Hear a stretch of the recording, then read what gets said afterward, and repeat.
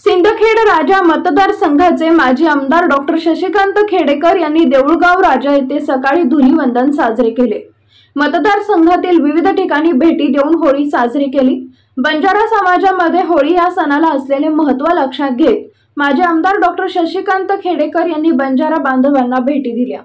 या दरम्यान लोणार तालुक्यातील हत्ता या ठिकाणी युवा सेना उपतालुका प्रमुख उमेश राठोड यांचे चिरंजीव कियांश यांच्या धुंड कार्यक्रमानिमित्त उपस्थित राहून पारंपरिक नृत्यात सहभाग घेतला। यावेळी शिवसेना नेते गजेंद्र देशमुख, जगन काकड, दिनकर चव्हाण यांच्यासह समाज बांधवांची मोठ्या संख्येने उपस्थिती होती। बुलढाणा जिल्हा प्रतिनिधी प्रतीक सोनपसारे, शिवशाही न्यूज, लोणार।